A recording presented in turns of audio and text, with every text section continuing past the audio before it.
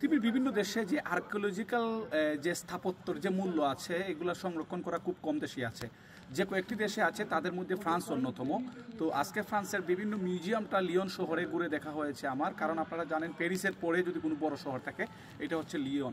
এই লিওনের আমরা একটা মিউজিয়াম ঘুরে দেখেছি। এটা খ্রিস্টপূর্ব থেকে শুরু করে বিভিন্ন সময়ের তারা যে সাম্রাজ্যটা বড় করেছিলেন এগুলার বিভিন্ন স্থাপত্যের বিষয়গুলো, আর্কিওলজিক্যাল বিষয়গুলো তারা সংরক্ষণ করেছেন। এবং ঠিক এই আমাদের যে মিউজিয়াম থেকে বের হওয়ার পরে গ্ল্যাডিয়েটর্সরা যেখানে যুদ্ধ করানো হতো, তাদেরকে প্রতিদ্বন্দ্বিতা করা হতো, ঠিক এরকম একটা জায়গা ঠিক কিছুক্ষণ আগে আমরা দেখে এসেছি। এখন আরেকটা জায়গাতে আছি, ঠিক এইরকম একটি জায়গাতে যখন আপনি প্রতিটা দেয়ালের দিকে তাকাবেন, প্রতিটা ইটের দিকে তাকাবেন, এটা শত বছর পূর্বের দেয়ালটা যখন দেখবেন, তখন যারা নৃবিজ্ঞান নিয়ে যারা কাজ করেন, আর্কিওলজিক্যাল নিয়ে যারা কাজ করেন, তারা নিশ্চয়ই এই বিষয়গুলো দেখে ইতিহাসটা মিলিয়ে নিতে পারবেন।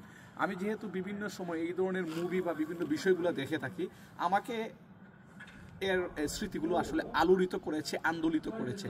আশা করি আপনারা যারা আসবেন আপনাদের অনেক ভালো লাগবে।